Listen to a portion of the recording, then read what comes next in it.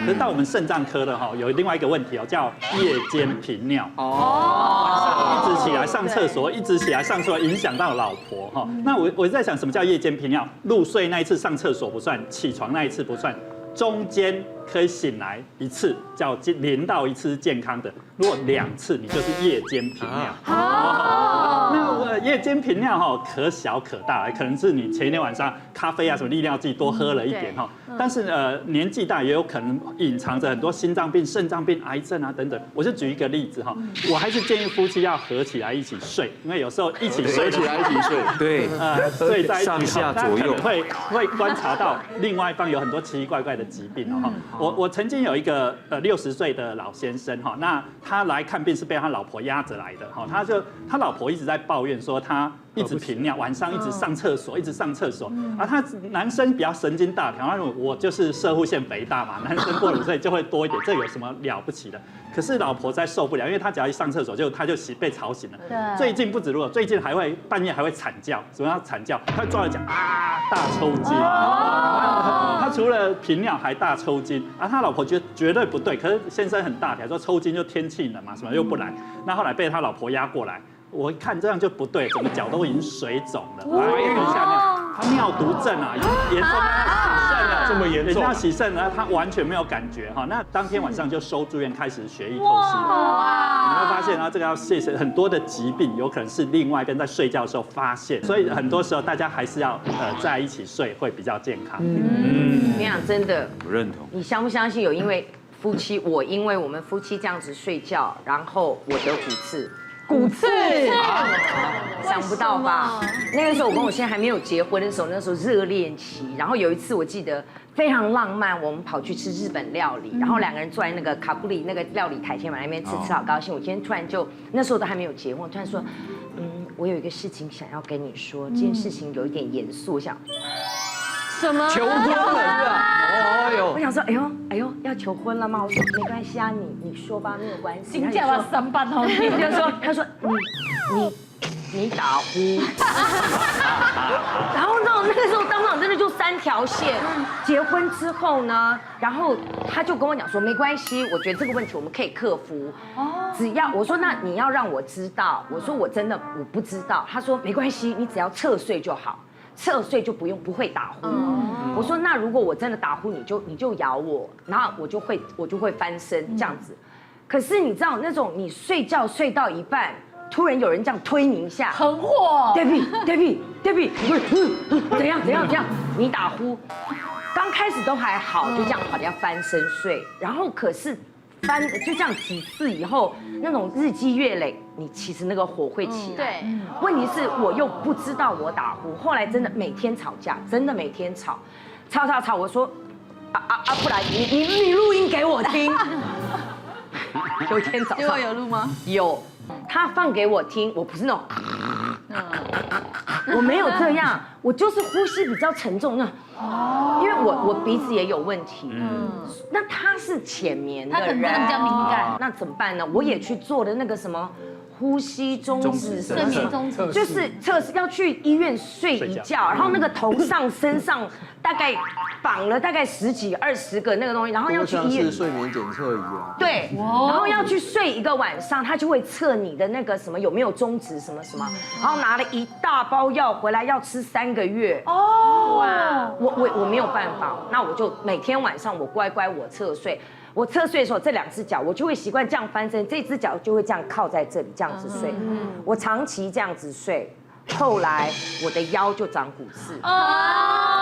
我是一直到大概5年前、6年前，我去整骨，那个脊椎复健师才跟我讲说，我们在侧睡的时候，我们不能只有1只脚这样子弯着，我们要2只脚一起叠着，不然你1只脚跨在那里，躺在床上的时候，你的这只脚的角度会更大，也就长骨刺了。他说那个压力很大。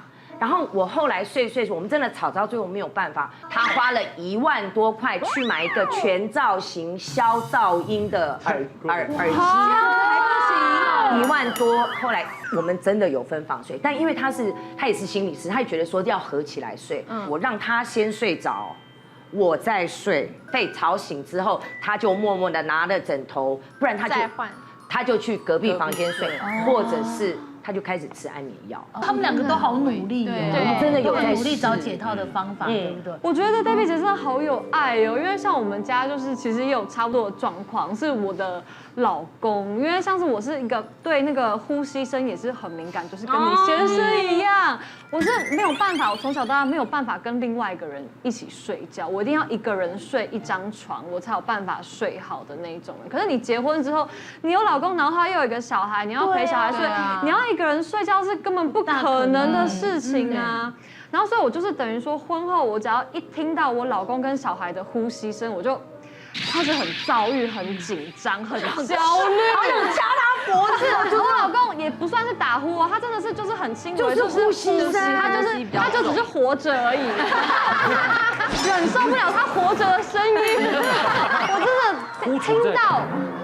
听到就睡不着，我就是躺在那边，我可以躺1-2个小时都没有办法入睡。这样也很痛苦。等于说我从结婚后就没有睡好过，所以然后那时候长时间累积下来啊，后来我就发现说我的免疫力变得很低下，就是我开始有什么口角炎啊、唇炎啊，就是尤其是很容易在这种口腔类的都会溃烂，黏膜都会溃烂，而且是长期2-3个月都没有好，然后吃药也都不会好。那医生就是说你可能就是睡眠状况要调整一下。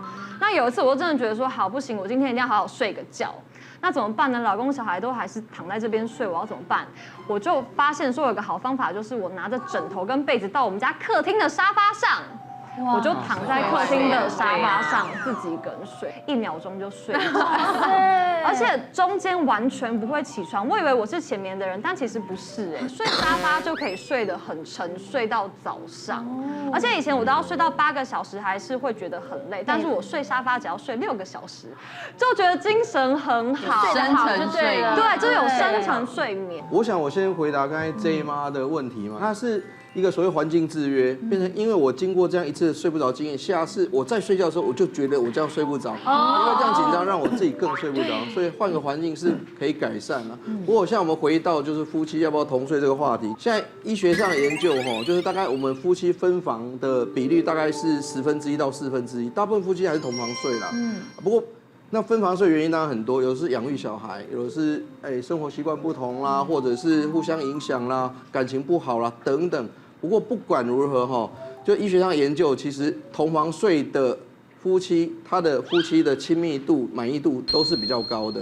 同时分房睡的夫妻2/3，他们的对彼此的感情的评语是比较淡漠、比较疏离的。所以基本上我们还是建议能同房睡尽量同房睡啦。那呼吸中止症嘛，那当然就是做治疗，有那种氧压呼吸器啦 ，CPAP 可以治疗，有止鼾器啦。那如果真的不能矫正，它相对比较好的解决方式就是分房睡，但是2个人都睡得着。但是这时候其实我们有一个很重要的重点，就是我们可能得检视说分房睡有没有影响到我们彼此的相处，也就是说我们会不会说连亲密的小动作都没了啦，吃饭也不聊天啦，或一起出去玩等等，我们变成必须要先检视这个东西。如果夫妻亲密度是没有变化的，分房睡是 OK 的。有，就我们分房睡，就是那个感情有加温，就不会想要杀人，就双方心情都比较好，他反而变成减少吵架的一个来源嘛。对，蛮好的。当然相反的，如果说夫妻亲密度降低，可能就要审视后面的问题，因为也许不见得只是单纯生活习惯，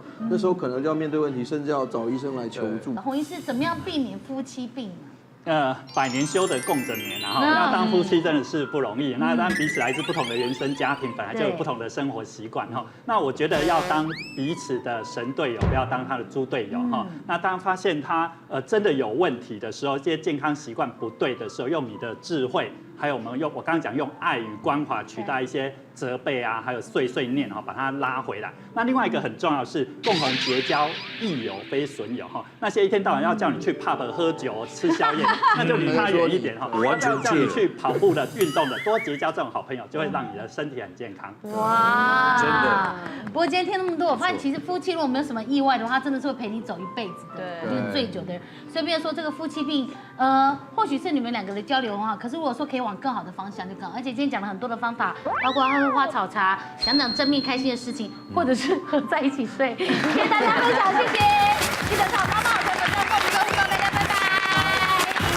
台湾人很喜欢去日本玩，可是又听说现在麻疹在日本好像有一点开始，就是要小心，对不对？对，所以你的2个小孩，一个是3岁，一个是7岁。7岁你就完全不用担心，因为他才刚打完第2剂的那个麻疹疫苗嘛。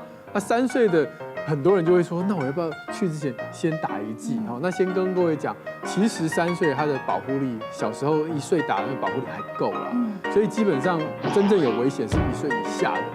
那么6个月到1岁这当中的婴儿可以先打。我就先打，比如说我就还不到1岁嘛，我先打保护我，但是这一剂不能算在你这个疫苗的手册。对，你1岁以后，你还是得再补打真正的正式的那一剂啊。所以6个月到1岁，这是有一个折中的做法。6个月以下真的是没办法。就可能6个月以下坐飞机一定也惊死。对，所以就是没办法。就算了。那另外一个部分是那成年人呢，我们都知道疾管署有公布说，其实1981年以后出生的人，他的麻疹的抗体其实是渐渐不够的。所以其实1981年以后，如果你真的打得到，恭喜你，那你就得到保护。如果没有打到，也不要太紧张嘛，因为基本上你身体的抗体虽然掉，但它的记忆还在，你免疫的记忆还在，就算不幸感染了，通常也不会太严重。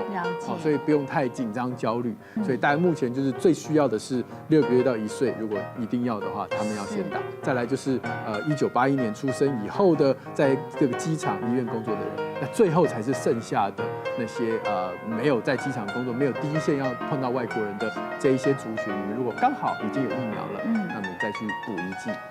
了解。别忘了订阅妈妈好神 YouTube 频道，还有按下铃铛，让你及时收看最新影片哦。想要看更多精彩内容，欢迎点选旁边这些影片哦。